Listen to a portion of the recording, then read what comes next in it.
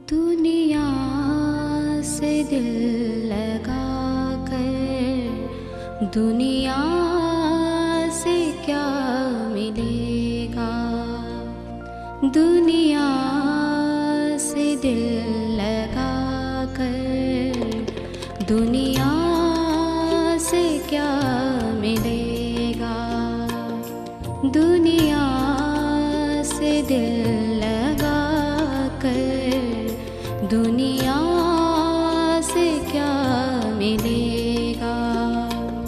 तू याद से किए जा, तू याद से किए जा, तुझको प्रभु मिलेगा।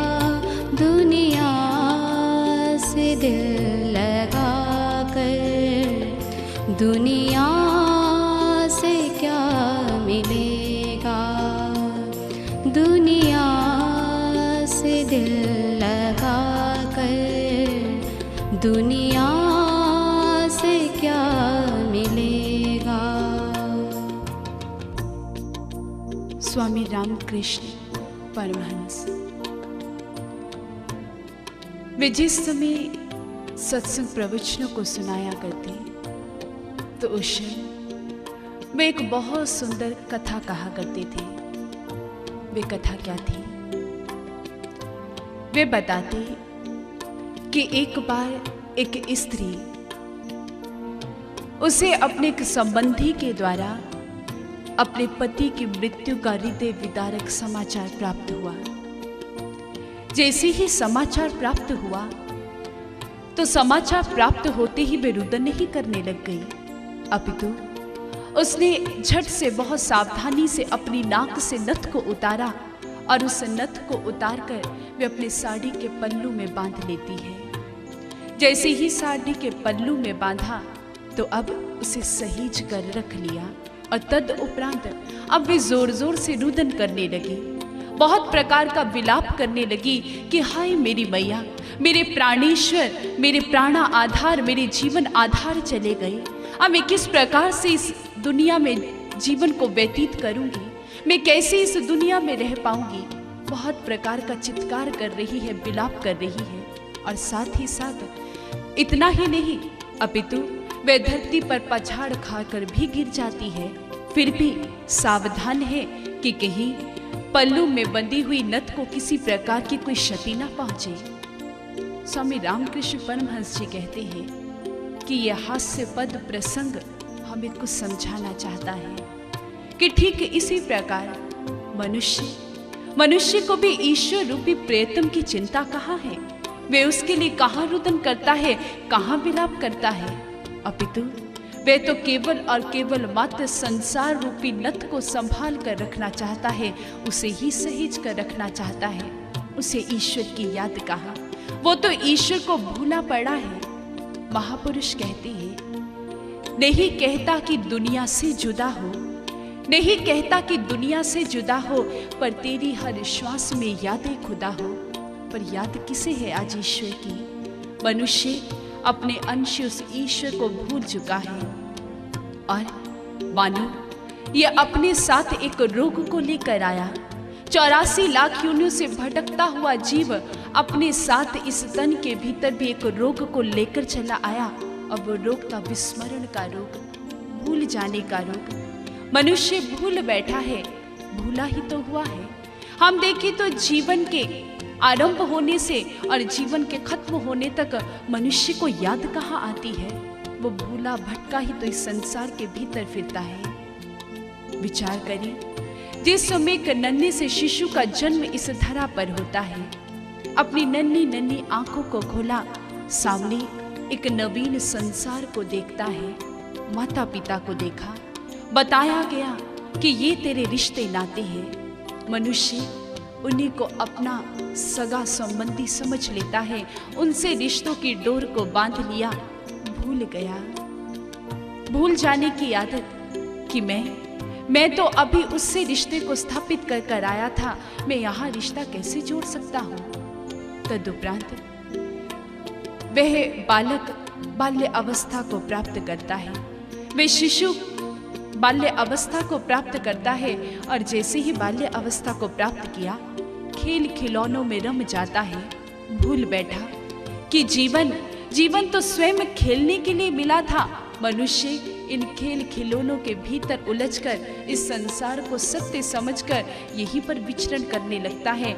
नित्य नए खेल खेलता है, लेकिन भूल जाता है कि ये संसार स्वयं एक खेल है, मिथ्या है, माया है। तदुपरांत मनुष्य यौवनावस्था को प्राप्त हुआ। युवावस्था को प्राप्त हुआ तो उस समय भी अपने ही यौवनावस्था के मद के भीतर इतना चूर हो जाता है, मदहोश हो जाता है और भूल जाता है कि एक दिन ये यौवनावस्था भी छीन ली जाएगी। ये गरुड़ सदा नहीं बना रहने वाला। वृद्धा अवस्था आई और वृद्धा अवस्था भी आकर कुछ याद कराना चाहती है, लेकिन मनुष्य याद नहीं करना चाहता। वे भूलना चाहता है एक ही बात कि अब इस संसार से कूच भी करना है। मनुष्य इस बात को भी याद नहीं करना चाहता और इस प्रकार भूलने के कारण से मनुष्य को परमात्मा बहुत प्रकार का दंड देता है। और सबसे भयंकर दंड जो ईश्वर को भूलने के लिए देगा, वो दंड क्या है? 84 लाख योनियों की असहाय और कष्टप्रद यात्रा, जिसे स्पष्ट करते हैं विवेक चूड़ामणि के भीतर भी कहा गया, लक्ष्य च्युतम चेदिति चित्त मीशद बहिर्मुखम सन्निपते ततत्सह प्रमादतः परचित्त केली कंदुकाः सोपान पड़क तो पति तो यथा तथा। अर्थात जिस प्रकार से असावधानी पूर्वक एक गेंद जिस समय सीढ़ियों पर गिर जाया करती है, तो वे निरंतर एक सोपान से दूसरे सोपान अर्थात एक सीढ़ी से दूसरी सीढ़ी और दूसरी सीढ़ी से तीसरी सीढ़ी पर निरंतर गिरती ही चली जाती है, कभी ऊंची नहीं उठ पाती। ठीक इसी प्रकार मनुष्य भी जिस समय अपने लक्ष्य ब्रह्म से बहिर्मुख हो जाता है, उससे च्युत हो जाता है, अपने चित्त को संसार के भीतर लगा दिया करता है, तो उस क्षण वह भी निरंतर निम्न योनियों को ही प्राप्त करता है। इसलिए मनुष्य को जागना होगा, उसे ईश्वर को याद करना होगा, क्योंकि यदि जीवन में ईश्वर नहीं, वे ब्रह्म नहीं, वे परमात्मा नहीं, तो फिर वह केवल और केवल मात्र संसार में दुखों को ही प्राप्त करेगा। क्योंकि ये संसार क्या है? ये संसार केवल और केवल मात्र आसक्ति का एक जाल है, जिससे कि मनुष्य अपने ही मूर्खता के कारण कभी तोड़ नहीं पाता। इसके भीतर वो एक मकड़ी की भांति जो कि स्वयं ही जाल को बुनती है और स्वयं फिर उसी के भीतर उलझकर अपने प्राणों का त्याग कर देती है। मनुष्य भी इसके भीतर जाल को बुन लेता है और तदुपरांत उस जाल से निकलना इस मनुष्य को भी नहीं आता। ये संसार किस चीज का जाल है? जिसके विषय में बताया गया, संसार स्वप्न तुल्यो राग द्वेषादि संकुलः। This world is full of attachments and aversions, is like a dream. अर्थात ये संसार तो केवल और केवल मात्र एक स्वप्न है। आंख खुलते ही ये स्वप्न खत्म हो जाएगा, फना हो जाएगा, समाप्त हो जाएगा। इसलिए मनुष्य को इस संसार रूपी स्वप्न से प्रीत नहीं लगानी, अपितु उसे तो चेत कर उस ईश्वर से प्रीत लगानी होगी। लेकिन मनुष्य के भाग्य की विडंबना स्वामी रामकृष्ण परमहंस जी बताते हैं कि घर में पुत्र नहीं, घर में दौलत नहीं, घर बार नहीं, इस प्रकार का रोना तो बहुत से लोग रोते हैं, लेकिन जीवन में ईश्वर नहीं, जीवन में भक्ति नहीं, जीवन में वैराग्य नहीं, जीवन में साधना नहीं, इस प्रकार का रोना इस संसार के भीतर कोई जीव नहीं रोता। इस कारण से ही उसे संसार के भीतर रोना पड़ता है। इसलिए मनुष्य जाग और अपने उस ईश्वर को याद कर, क्योंकि ना दौलत से, ना दुनिया से, ना घर को आबाद करने से तसल्ली दिल को मिलती है, खुदा को याद करने से, खुदा को याद करने से। दौलत हो या हुकूमत, ताकत हो या जवानी, दौलत हो या हुकूमत,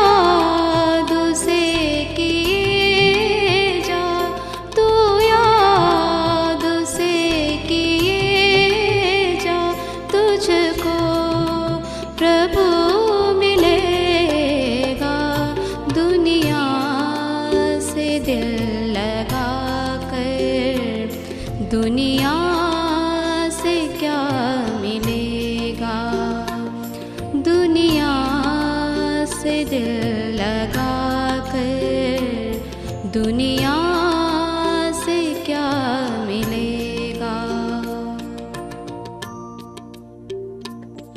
बालक जिस समय अबोध अवस्था के भीतर होता है तो उस क्षण वो मिट्टी से खेल को खेला करता है, और इस खेल को खेलते खेलते वह मिट्टी के बहुत प्रकार के खिलौनों का निर्माण करता है।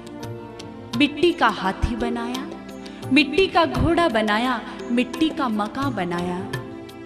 लेकिन वह बालक सजग है, जानता है कि जिस समय खेल समाप्त हो जाएगा तो क्षण करना क्या है। जैसे ही खेल समाप्त होता है वह बालक झट से जानता है कि ये मिट्टी की चीजें हैं, सत्य नहीं है। पुनः क्या करता है, उन चीजों को तोड़ देता है, उन वस्तुओं को तोड़ देता है और तद उपरांत उन्हें मिट्टी में ही मिला देता है। माटी माटी में ही मिल जाया करती है।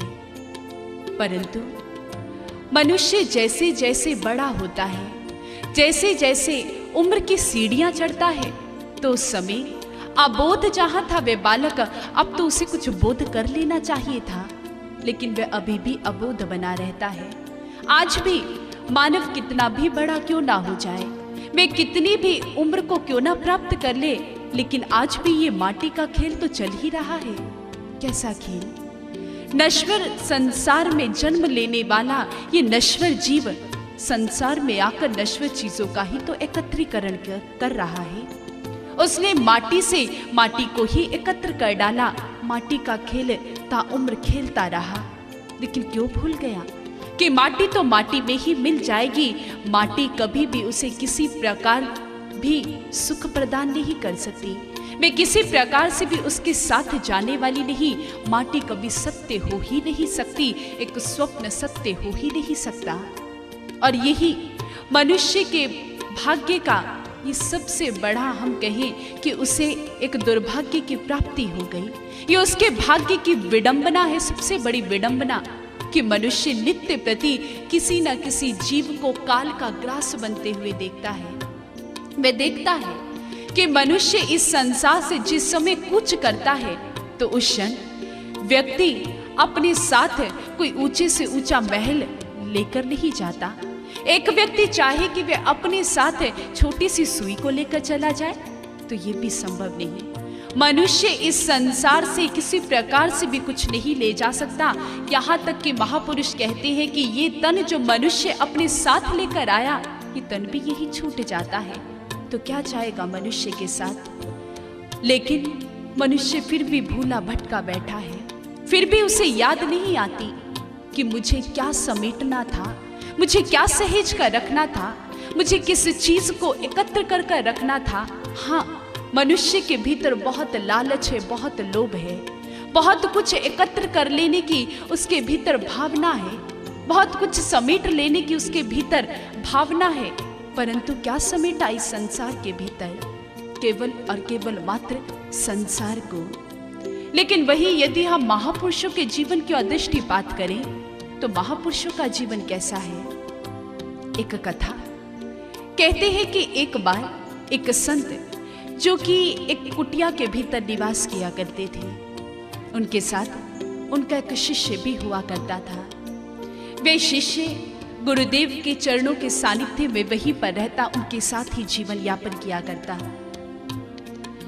और संत जो कि नित्य प्रति सत्संग विचारों को प्रदान किया करते, तो वहां पर आने वाले श्रद्धालु गण महात्मा जी के लिए भेंट स्वरूप कुछ दान दक्षिणा भी चढ़ा जाया करते। जैसे ही धन संपदा के अंबार लग जाते तो श्रद्धालु गणों के जाने के पश्चात महात्मा गण उस धन राशि को उठाते और उसे उठाकर गरीबों के भीतर दान कर दिया करते। शिष्य कुछ दिन तो ये सब कुछ देखता रहा, लेकिन एक दिन उसके मन के भीतर भविष्य का ख्याल उठाया। भयभीत हो गया अपने भविष्य को लेकर। आज भविष्य अंधकार में नजर आने लगा। मन ही मन विचार करने लगा कि यदि इसी प्रकार से चलता रहा तो फिर भविष्य तो अंधकार में नजर आ रहा है। जीवन को जीने के लिए धन की अत्यंत आवश्यकता है, इस प्रकार से कैसे चलेगा? परंतु विचार करने लगा कि मैं किस प्रकार से संत जी को कह पाऊं, क्योंकि संत को कुछ भी कह देना उनका निरादर होगा। इसलिए उपाय तो अवश्य कुछ ना कुछ करना चाहिए, लेकिन उपाय क्या हो? बहुत प्रकार से वह सोच लगाता है, बहुत प्रकार से सोचा कि आखिर मैं करूं तो करूं क्या। और तब क्या हुआ, उसने आखिर एक उपाय निकाल ही लिया। संत जिस कक्ष के भीतर रहा करते थे, संत जिस समय कक्ष के भीतर जाने लगे तो उनके जाने से पूर्व ही शिष्य ने एक कागज के ऊपर एक सूक्ति को लिखा और उस सूक्ति को लिखकर उसने उस मुख्य द्वार पर लगा दिया। जैसे ही मुख्य द्वार पर लगाया और जैसे ही संत जी आज विश्राम करने हेतु अपने कक्ष की ओर बढ़े, उन्होंने जैसे ही कक्ष को खोलना चाहा तो द्वार पर देखा कि कुछ लिखा हुआ है। उन्होंने पढ़ा, क्या लिखा था उस पर? उस कागज के टुकड़े पर लिखा था, आपादार्थम धनम रक्षेत, अर्थात आपदाओं के समय के लिए धन का बचाव कर लेना अत्यंत आवश्यक है। संत जी ने पढ़ा, मुस्कुरा पड़े। वह जानते थे कि शिष्य का ही कार्य है और शिष्य को समझाने के लिए उन्होंने क्या किया, उन्होंने एक अन्य पृष्ठ को उठाया और उस पर लिखकर एक सूक्ति पुनः उस दरवाजे पर लगा दी। शिष्य ने सुबह सवेरे पढ़ा तो सूक्ति पर लिखा था, महताम आपदाह कुतः, अर्थात महान पुरुषों पर आपदाएं आखिर किस प्रकार से आ सकती हैं। शिष्य ने पढ़ा, फिर पुनः एक नया प्रयास किया। अब शिष्य ने एक और सूक्ति लिखकर लगा दी और वो सूक्ति क्या थी?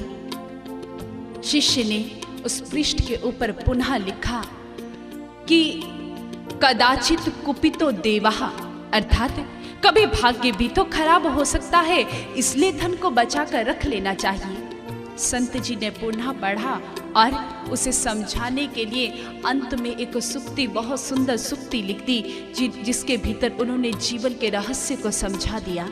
संत जी ने लिखा, सचितम च अपि नश्यति, अर्थात यदि आपदाएं आएंगी ही, यदि भाग्य खराब होगा ही, तो संचित किया हुआ धन भी नष्ट हो जाएगा, इसलिए इसे सहेज कर समेट कर रखने का क्या लाभ। समझाना चाहा।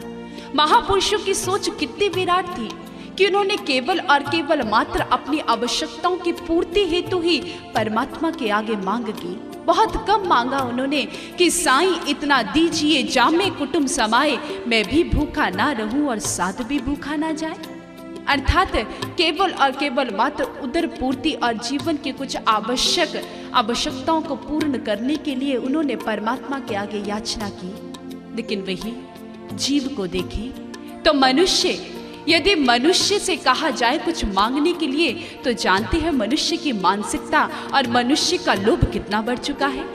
मनुष्य यदि परमात्मा के आगे मांगेगा तो वे क्या मांगेगा? साईं इतना दीजिए जामे दुनिया समाए, मैं ही केवल नोट गिनूं और घर भरता ही जाए। ये मनुष्य की सोच है, अधिक से अधिक कमा लेना चाहता है।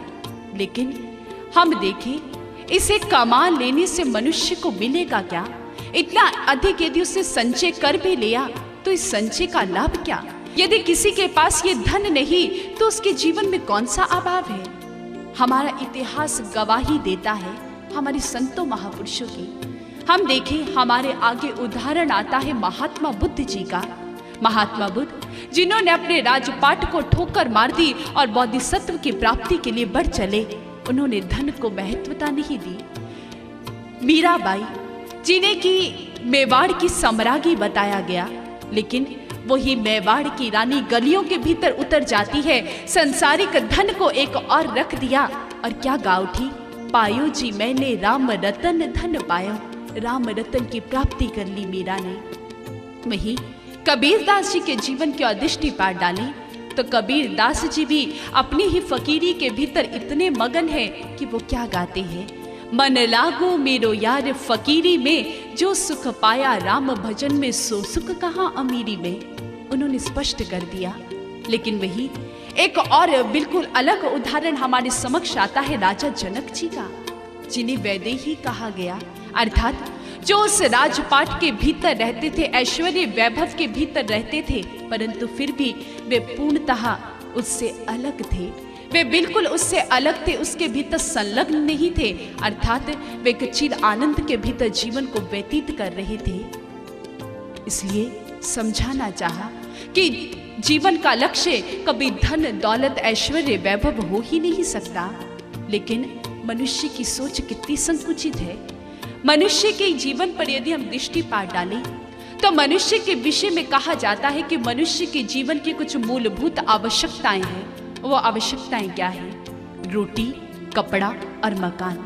खाने के लिए उसे अन्न मिल जाए, सोने के लिए उसे एक अच्छा सा घर मिल जाए, अपने सर को बचाने के लिए उसे अच्छा सा घर मिल जाए और तन को ढकने के लिए वस्त्र मिल जाए। जीवन की इतनी ही आवश्यकताएं हैं। लेकिन कब मनुष्य की आवश्यकताएं बढ़ती चली गई, कब इन आवश्यकताओं के भीतर गाड़ी, मोबाइल फोन, कंप्यूटर्स, एसीज इत्यादि जुड़ते चले गए, मनुष्य को भी पता नहीं चला। और मनुष्य की हालत क्या है कि आज उसने अपने पांव अपनी चादर से बाहर निकाल दिए। जिस समय चादर छोटी पड़ी तो परेशानी तो होनी ही थी, मनुष्य को भी परेशानी होने लगी और तड़प रहा है। और इस तड़प को समाप्त करने के लिए उसने उपाय क्या खोजा कि और अधिक अंबार लगाए जाएं, और अधिक कमाया जाए, शायद उसको प्राप्त करने के पश्चात शांति मिल जाए। मनुष्य सिक्कों की चमक को प्राप्त कर लेना चाहता है, लेकिन भूल बैठा कि इन्हीं सिक्कों की चमक ने रावण और सिकंदर जैसों को भी अंधा कर डाला। क्या मिला उन्हें? लंका गढ़ सोने का भया मूर्ख रावण क्या ले गया? याद रख, सिकंदर के हौसले तो आली थे, जब गया था दुनिया से तो दोनों हाथ खाली थे। क्या ले गया सिकंदर? आज मनुष्य अपने रुतबे को बनाकर रखना चाहता है, वह हुकूमत को बनाकर रखना चाहता है। लेकिन इसी हुकूमत को जब दुर्योधन ने प्राप्त करना चाहा तो महाभारत का विध्वंसकारी युद्ध हमारे समक्ष आया। केवल और केवल मात्र रक्तपात हरा नजर आया। क्या मिला इसे एकत्र कर लेने से? राजा अशोक इसी को प्राप्त करने निकला तो चंड अशोक हो गया। लेकिन मनुष्य सुनकर भी नासमझी कर बैठता है। वे संसार को अधिक से अधिक सहेज कर समेट कर रखना चाहता है, लेकिन उसका ये अंबार लगाना किस प्रकार से है? कहते ठीक इसी प्रकार जिस प्रकार से मधुमक्खियां बहुत दूर दूर जाकर बहुत परिश्रम कर कर फूल पर बैठकर वे बहुत प्रकार के मधु को एकत्र करती है। और जिस समय मधु को एकत्र किया और अपने छत्ते के भीतर बहुत सारे शहद को एकत्र कर लिया, लेकिन उसी क्षण जैसे ही शिकारी को भनक पड़ी, शिकारी आया, उसने आग लगाई छत्ते के ठीक नीचे और उस क्षण क्या हुआ? मक्खियां उड़ जाती है और शिकारी उस छत्ते से शहद को निकाल कर ले आता है। क्या प्राप्त हुआ? फूल कितने अथक प्रयास से खिलता है, लेकिन जिस समय माली आता है तोड़ कर ले जाता है, क्या मिला? कहते हैं ठीक इसी प्रकार जिस समय काल रूपी माली आएगा, काल रूपी शिकारी आएगा, वो भी हमसे ये सब कुछ छीन कर ले जाएगा। कुछ भी हमारे पास रहने वाला नहीं। इसलिए मनुष्य को कुछ सोच करनी होगी, कुछ समझना होगा। और वो समझना क्या है कि इस संसार की दौलत को उसे नहीं एकत्र करना, क्योंकि इस संसार की दौलत इस संसार में ही रह जाएगी। जैसे कि संसार का नियम है कि एक व्यक्ति यदि अपने देश से किसी दूसरे देश में जाता है तो उस क्षण वे उस देश में यदि कुछ आदान प्रदान करना चाहता है तो उस क्षण उसे वहां की मुद्रा चाहिए। उसे वहां जाकर अपने देश की मुद्रा को उस देश की मुद्रा में परिवर्तित करवाना पड़ता है, तभी वहां जाकर वे आदान प्रदान कर सकता है, कुछ व्यापार कर सकता है। ठीक इसी प्रकार जिस प्रकार से इस देश की मुद्रा दूसरे देश में नहीं चल सकती, तो इस संसार की दौलत उस संसार में कैसे चल सकती है? मनुष्य को सोचना होगा। उसे उस दौलत को सहेज कर रखना होगा जो दौलत उसे परमात्मा ने दी। कौन सी दौलत? हम विचार करें तो परमात्मा ने भी उसे दौलत दी थी, श्वासो रूपी दौलत। उसका व्यापार करना था, लेकिन मनुष्य क्या करता है? इस तन को प्राप्त करके, इस हीरे को प्राप्त करके मनुष्य भूल बैठता है, भूल जाता है। क्या भूल गया? कि ये तन भी एक दिन समाप्त हो जाएगा। कहा इस तन के विषय में, What is your life? It's just like a vapor that appears for some time and then vanishes away. Any time कभी भी समाप्त हो जाने वाला है। इसलिए मनुष्य को जागना होगा, उसे 206 हड्डियों की इस इमारत, 72 करोड़ 72 लाख नारियों के इस तंत्र से इसे कुछ प्राप्ति करनी होगी। और वो प्राप्ति क्या है? उसे ईश्वर को याद करना होगा। और यदि उसने ईश्वर को याद नहीं किया तो फिर हश्र क्या होगा, परिणाम क्या होगा? पलटू दास जी बताते हैं, पानी बीच बतासा बंदे तन का यही तमाशा है, मुट्ठी बांधे आया बंदा हाथ पसारे जाता है, प्राण तुम्हारे पाहुन बंदे क्यों रिस किए कुहाता है, पलटू दास बंदगी चुके बंदा ठोकर खाता है, बंदा ठोकर खाता है। इसलिए बंदगी कर, ईश्वर को याद कर, दुनिया में दिल लगाने से ए मूढ़मती तुझे कुछ नहीं मिलने वाला। आता नहीं पलट कर गुजरा हुआ ज़माना, आता नहीं पलट कर गुजरा हुआ ज़माना, क्या ख्वाब का भरोसा, क्या मौत का ठिकाना, क्या ख्वाब का भरोसा, क्या मौत का ठिकाना, क्या मौत का ठिकाना। यूं जिंदगी गवा कर क्या फायदा मिलेगा, यूं जिंदगी गवा कर क्या फायदा मिलेगा। तू याद से किए जा, तू याद से किए जा, तुझको प्रभु मिलेगा। दुनिया से दिल लगा कर दुनिया से क्या मिलेगा, दुनिया से दिल लगा कर दुनिया से क्या मिलेगा। आदि गुरु शंकराचार्य जी अपनी वाणी में बहुत सुंदर कहते हैं, दिन यामिनो सायं प्रातः शिशिर वसंतो पुनरायातः कालः क्रीडति गच्छति आयु। अर्थात दिन और रात, सायंकाल और प्रातःकाल, पतझड़, बसंत, इस प्रकार से काल, इस प्रकार से समय खेल खेलता चला जाता है और आयु समाप्त होती चली जाती है। क्योंकि समय को एक प्रवाहमान नदी के समान बताया गया। प्रवाहमान नदी की धारा है समय, क्योंकि जो धारा आगे बह गई, जो जल आगे बह गया, उसे पकड़ पाना बहुत मुश्किल कार्य है। समय भी मानो समय के पल भी अपने साथ पंखों को लगाकर रहते हैं, क्षण भर में उड़ने को तैयार है। कोई चाहकर इन्हें पकड़ नहीं सकता यदि ये उड़कर चले गए। क्योंकि किसी ने बहुत सुंदर कहा कि ये समय एक पंछी है, तुझे नहीं खबर शायद, ये समय एक पंछी है, तुझे नहीं खबर शायद, जहां से उड़कर जाता है वहां वापस नहीं आता। ये समय है। और जिस व्यक्ति ने इस समय की कदर कर ली, समय भी उसी की कद्र किया करता है। जो समय की कद्र नहीं करता तो उसके हाथ में केवल और केवल मात्र पछतावा रह जाया करता है, जैसा पछतावा रावण को रहा। कहते हैं कि जिस समय भगवान श्री राम रावण के नाभि कुंड के भीतर तीर को लगाते हैं, तो क्षण वे लखन को राक्षस राज रावण के पास शिक्षा लेने के लिए भेजते हैं। वहां पर रावण उन्हें बहुत सुंदर सीख देता है और कहीं ना कहीं ये शिक्षा आज मनुष्य के लिए भी बहुत अधिक महत्वपूर्ण है। रावण ने क्या समझाया? वे कहता है कि हे लखन, मैं तुम्हें यही शिक्षा देना चाहता हूं कि आज के कार्य को कभी कल पर मत छोड़ना, क्योंकि कल कभी नहीं आया करता। कल के बदले काल आकर मनुष्य के सर पर सवार हो जाता है। हे लखन, मैं इतना अधिक बलशाली था, मैं इतना अधिक समर्थवान था कि मैं समुद्र के खारे जल को मीठा कर सकता था, लेकिन मैंने इस कार्य को कल पर छोड़ दिया। मैं इतना अधिक समर्थवान था कि मैं धरती से स्वर्ग तक एक स्वर्णिम सीढ़ी लगा सकता था, लेकिन मैंने इस कार्य को भी कल पर छोड़ दिया।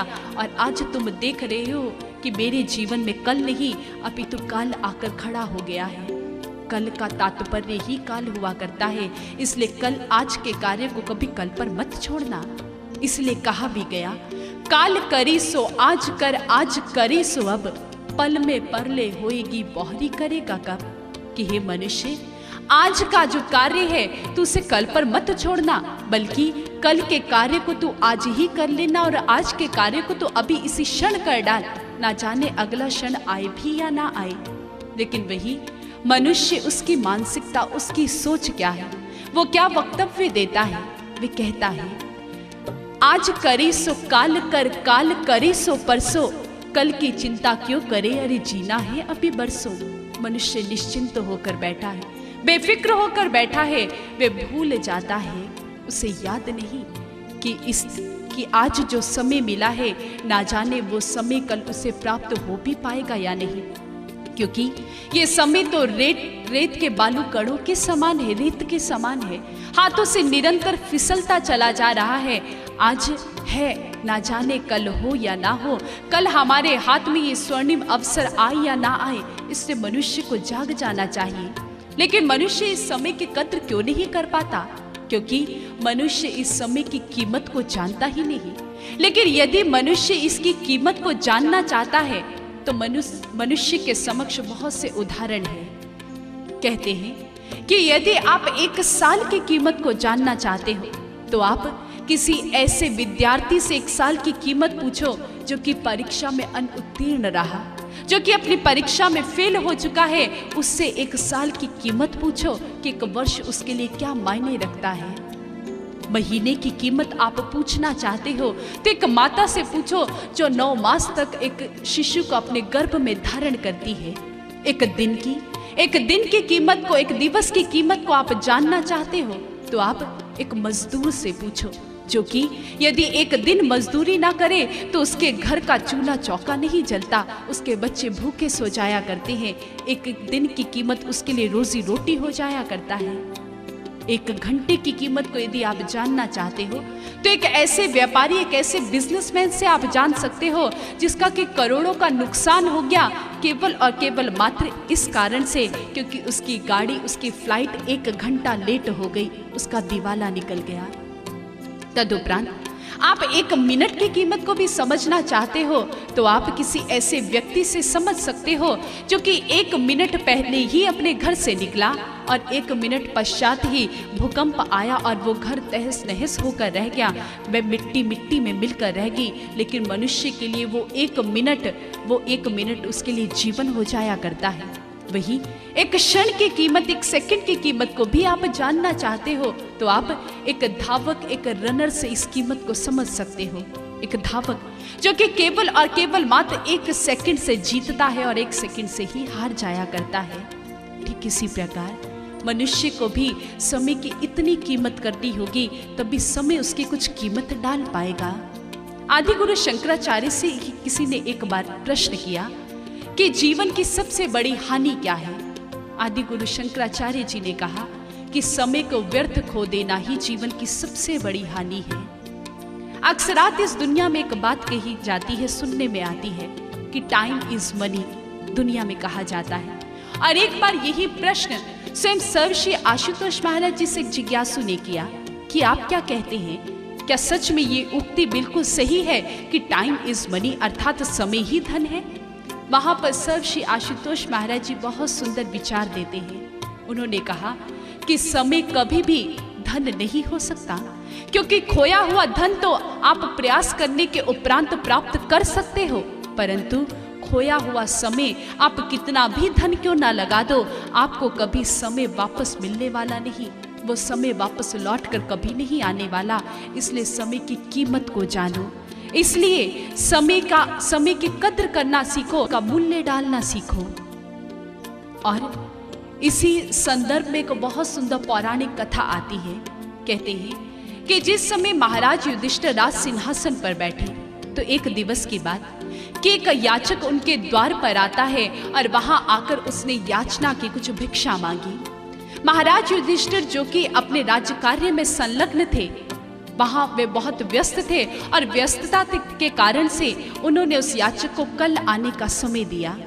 जैसे ही कल की बात कही, इतना सुनना था कि याचक मुंह लटकाए वापस लौटने लगा, लेकिन वही भीम दौड़े चले गए और जाकर उन्होंने बड़े बड़े नगाड़ों को बजाना आरंभ कर दिया। जैसे ही नगाड़े बजने लगे, इतना अधिक शोर होने लगा। स्वयं महाराज युधिष्ठिर बाहर निकल कर आए और भीम से कहने लगे, अरे भ्राता, ये क्या कर रहे हो? क्यों इतने बड़े बड़े ढोल नगाड़ों को पीट रहे हो? किस बात की खुशी मना रहे हो?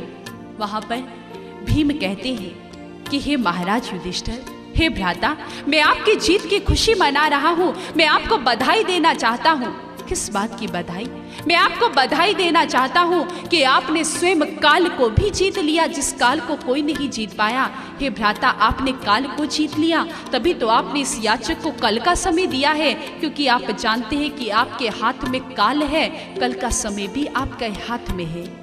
समझाना चाहा कि कभी काल किसी की गति से नहीं चलता, अपितु सबको काल के अनुसार चलना पड़ता है।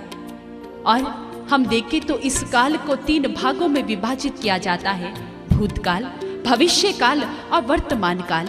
लेकिन इनमें सबसे सुंदर कौन है, जिसके विषय में कहा गया, past is history, future is mystery, but present is gift. अर्थात वर्तमान एक उपहार है, और वो वर्तमान क्या है?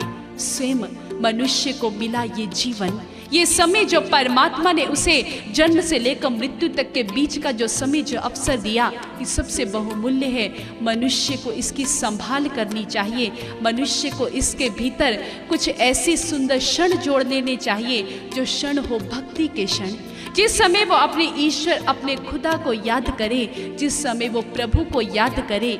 और जब वो ईश्वर से अपने नेह को, अपनी लौ को लगाएगा, तो उस क्षण उसके जीवन में हर प्रकार का क्षण सुंदर हो जाएगा, हर पल सुंदर हो जाएगा। इसलिए महापुरुष बार बार आगाह करते हैं, आगे समझाते हैं कि मनुष्य, तेरा जीवन दुनिया में लगाने से नहीं सुधरेगा, अपितु तेरा जीवन यदि सुधर पाएगा, तेरा जीवन यदि सुंदर बन पाएगा, तो केवल और केवल मात्र अपने समय को प्रभु के साथ जोड़ देने में। इसलिए अपने समय की कद्र को जान, क्योंकि यदि कल को मृत्यु आ गई, यदि कल को तू स्वयं एक भूत बनकर रह गया, यदि स्वयं तू कल एक बीता हुआ काल बनकर रह गया, तो फिर ये समय तेरे हाथों में आने वाला नहीं। इसलिए उठ मनुष्य और जाग कर, जिसके साथ तू बिछड़ा है उसी के साथ अपने नेह को लगा। जाग कबीरा जाग, जाही के संग बिछड़ा, ताही के संग लाग। उठ मनुष्य, दुनिया से दिल को हटा और प्रभु के चरणों में अपने चित्त को जोड़ दे। गुरु ज्ञान के सहारे भक्ति का राज पाले, गुरु ज्ञान के सहारे भक्ति का राज पाले। सतगुर शरण में आकर जीवन सफल बना ले। सतगुर शरण में आकर जीवन सफल बना ले, जीवन सफल बना ले। तेरी जिंदगी का मकसद तुझको तभी मिलेगा, तेरी जिंदगी का मकसद तुझको तभी मिलेगा। तू याद से किए जा, तू याद से किए जा, तुझको प्रभु मिलेगा। दुनिया से दिल लगा कर दुनिया से क्या मिलेगा।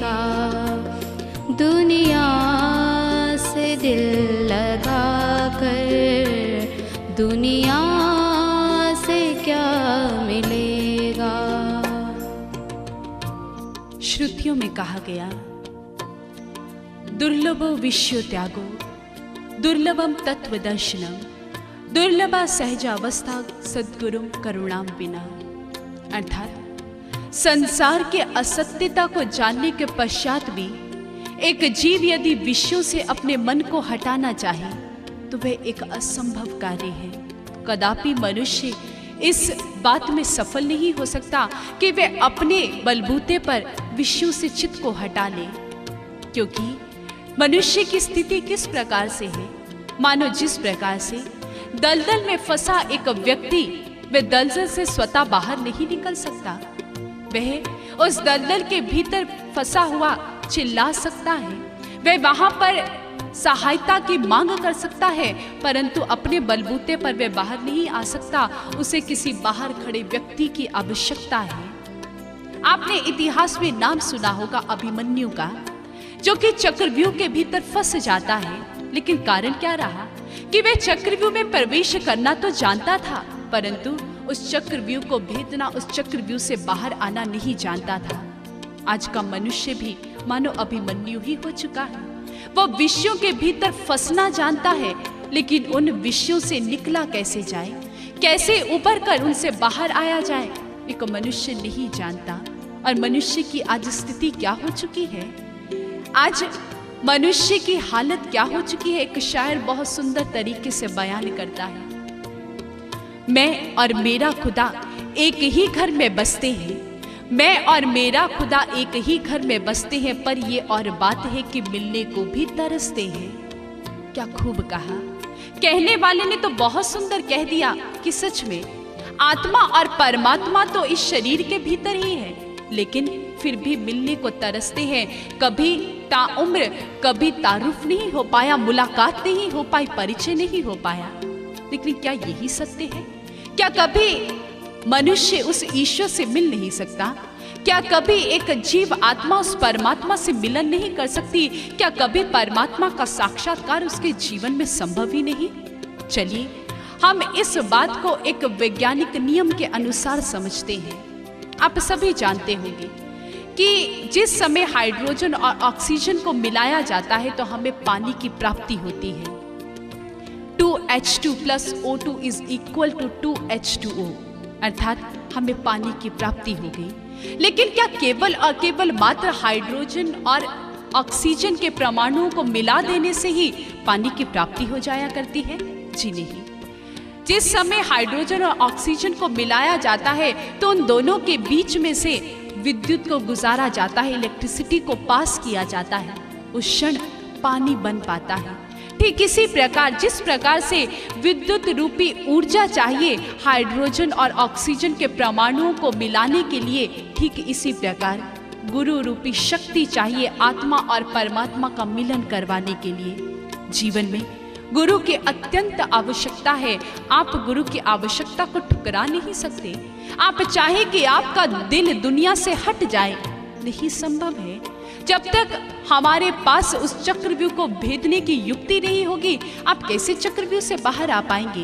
आवश्यकता है कोई ऐसा संत, कोई ऐसा महापुरुष हमारे जीवन में आए जो हमें उस लक्ष्य को भेदने की युक्ति बताए। और गुरु की इसी नितांत आवश्यकता को देखते हुए कबीरदास जी ने बहुत सुंदर कहा, गुरु बिन ज्ञान ना उपजे, गुरु बिन मिले ना मोक्ष, गुरु बिन लखे ना सत्य गो, गुरु बिन मिटे ना दोष। गुरु की अत्यंत आवश्यकता है। चलिए इसे हम नारद जी के चरित्र के माध्यम से समझते हैं। कहते हैं नारद जी जिनके मुख पर सदा सदा हरि का नाम रहा करता, उनके होठों पर केवल और केवल मात्र नारायण नारायण की धुन ही सजा करती थी। उनकी वीणा यदि बोल बोला करती तो केवल और केवल मात्र नारायण श्रीमन नारायण, नारायण श्रीमन नारायण, यही उनका जीवन बन चुका था। लेकिन वही नारद जी जो कि नित्य प्रति प्रभु के मुखारविंद सत्संग प्रवचनों को श्रवण किया करते थे, स्वयं अपने श्री हरि के मुख से वे दिव्य वचनों का आनंद लिया करते थे। लेकिन एक दिवस की बात, नारद जी जिस क्षण बैकुंठ धाम से प्रभु के मुखारविंद ही वचनों को श्रवण कर वापस लौट रहे थे, तो उसी क्षण नारद जी जैसे ही उस बैकुंठ से बाहर आए तो नारद जी ने क्या देखा कि प्रभु शीघ्र अतिशीघ्र आते हैं और उन्होंने सेवकों को आज्ञा दी कि शीघ्र अतिशीघ्र इस मिट्टी को यहाँ से उखाड़ कर फेंक दिया जाए, झट से स्थान को लिपवा दिया जाए। और जैसे ही आज्ञा मिली तो वहां पर सेवक प्रभु की इस आज्ञा की पालना करने लगे। नारद जी को मन ही मन बहुत ग्लानि होती है और उस क्षण नारद जी वापस लौट कर आए श्री हरि के पास और आकर प्रभु के आगे एक प्रश्न रखा, हे हरि, आपने ऐसा क्यों किया? आपके इस कृत्य को देखकर मेरे हृदय को बहुत अधिक ठेस लगी है। नारायण, आपके इस कृत्य के पीछे कारण क्या है? वहां पर नारायण मुस्कुरा पड़े और कहने लगे, नारद जी, केवल मात्र एक कारण है कि आपने अपने जीवन में एक नियम को लागू नहीं किया। नारद जी ने प्रश्न रखा, कौन सा नियम? वहां पर स्वयं श्री हरि कहते हैं कि नारद जी, आपके जीवन में किसी गुरु का आगमन नहीं है, आपने किसी गुरु के सानिध्य को प्राप्त नहीं किया। इसलिए नारद जी, निगुरा होना तो स्वयं में एक बहुत बड़ा अभिशाप है। आप अपवित्र है, क्योंकि एक निगुरा व्यक्ति अपवित्र हुआ करता है। गुरु तो जीवन का नियम है, इसलिए आपको उसे लागू करना होगा। और तत्पश्चात वर्णन आता है कि नारद जी गुरु की शरण में पहुंचते हैं, सनत कुमार जी की शरण में पहुंचे और श्री हरि का दर्शन अपने ही भीतर किया। विचार करें कि जब नारद जी जैसे परम ज्ञानी पुरुष को भी गुरु की आवश्यकता हो सकती है, तो एक मनुष्य को क्यों नहीं? हम देखें, विचार करें, जिस समय एक मनुष्य संसार की विद्या को प्राप्त करने जाता है तो वह भी अपने जीवन में एक गुरु को धारण करता है, एक टीचर को साथ लेता है। आपने देखा होगा कि जिस समय एक छोटा सा शिशु बाल्य अवस्था में अपना पहला कदम बढ़ाना चाहता है, चलकर देखना चाहता है, तो उस समय माता उसकी गुरु बन जाती है। जब वो एक कदम को चलकर देखना चाहता है इस संसार के भीतर, तो उसे गुरु की आवश्यकता है। तो जिस समय वो जीवन के पथ पर चलना चाहता है, जिस समय वो भक्ति रूपी मंजिल को प्राप्त कर लेना चाहता है, तो क्या उस क्षण उसके जीवन में गुरु की आवश्यकता नहीं? नितांत आवश्यकता है, परम आवश्यकता है। जिस प्रकार से हम देखें, यदि माता पिता कितने भी पढ़े लिखे क्यों ना हो, चाहे वे पीएचडी करके भी क्यों ना बैठे हो, लेकिन जिस समय बच्चे की शिक्षा की बात आती है तो क्षण माँ बाप ये नहीं कहते कि हम इसे घर में ही पढ़ा लिखा लेंगे, अपितु वे उसे किसी टीचर की शरण में भेजते हैं। ठीक इसी प्रकार जीवन में गुरु एक नितांत आवश्यक नियम है। कोई व्यक्ति इसका अपवाद नहीं बन सकता। हमें जीवन में गुरु करना ही होगा। हमें अपनी जीवन रूपी नौका पर गुरु को सवार करना ही होगा, क्योंकि गुरु जब तक इस नौका पर आकर विराजमान नहीं होगा तब तक हम अपनी जीवन नौका को भव से पार नहीं लगा सकते। परंतु जिन्होंने ऐसा प्रयास किया, ऐसी कोशिश की, तो उनका हश्र क्या हुआ? बहुत सुंदर कहा, कश्ती चली समंदर में मुसाफिर सवार थे, एक नहीं दो नहीं देखने में हजार थे, ना था वहां मल्लाह ना किसी को उसका ख्याल था, अपने ही हाथों में लिए चप्पू सवार थे, आया हवा का झोंका कश्ती डूबो गया, मल्लाह बिना हर एक शख्स अपनी हस्ती को खो गया। ये हश्र हुआ करता है, क्योंकि जीवन में सद्गुरु को धारण करना परम आवश्यक कहा गया, क्योंकि जब वो आदि शक्ति, वो ईश्वरीय शक्ति भी इस धरा पर आई तो वो भी इस नियम को अपने जीवन में लागू करती है। बहुत सुंदर बताया, राम कृष्ण ते को बड़े तिन भी तो गुरु कीन, तीन लोक के नायका गुरु आगे अधीन। वो भी गुरु की चरण रज को अपने मस्तक पर धारण किया करते हैं। आप और हम इसका अपवाद नहीं बन सकते। लेकिन कौन सा गुरु, किस सदगुरु की बात की, क्या आवश्यकता है गुरु की, ये तो हमने जान लिया, लेकिन कौन सा गुरु जीवन में चाहिए? बताया गया हमारे शास्त्रों के भीतर, अंतस्थ सच्चिदानंद साक्षात्कारम सुसाधे यो आस्वेव गुरु प्रोक्तः परो नामधर स्मृतः। अर्थात जो एक जीव के अंतस्थल के भीतर ही सच्चिदानंद साक्षात्कार करवा दे, उस परमात्मा के असल स्वरूप का, उस परम ज्योति का दर्शन करवा दे, केवल और केवल मात्र वही गुरु कहलाने का हकदार है। अन्यथा सब केवल और केवल मात्र नाम के ही गुरु हैं। गुरु की पहचान हमने प्राप्त की, लेकिन आज हमें कुछ ऐसे भी गुरु मिल जाया करते हैं, कुछ ऐसे भी संत मिल जाया करते हैं जिनके पास युक्ति नहीं है प्रभु दर्शन की, लेकिन फिर भी वे मना नहीं करते, फिर भी वे शिष्य बना लिया करते हैं। उन्हें अच्छा मार्गदर्शन तो देते हैं, बड़े बड़े व्याख्यान तो देते हैं, बड़े बड़े तर्क दे दिया करते हैं, लेकिन ईश्वर दर्शन की युक्ति उनके पास नहीं। जैसे कहते हैं कि एक बार की बात कि एक राजन के मन में, एक राजा के मन में ईश्वर दर्शन की चाह उठी और निस्संदेह ये भार राजपुरोहित पर आ गया। जैसे ही राजपुरोहित को ज्ञात हुआ कि राजन प्रभु का दर्शन करना चाहते हैं तो उसकी तो सिट्टी पिट्टी गुम हो गई। क्यों? क्योंकि प्रभु दर्शन उसने स्वयं तो क्या, उसकी पिछली 7 पीढ़ियों तक ने नहीं किया था, तो वो राजन को दर्शन कैसे करवा सकता था? चिंतित होने लगा।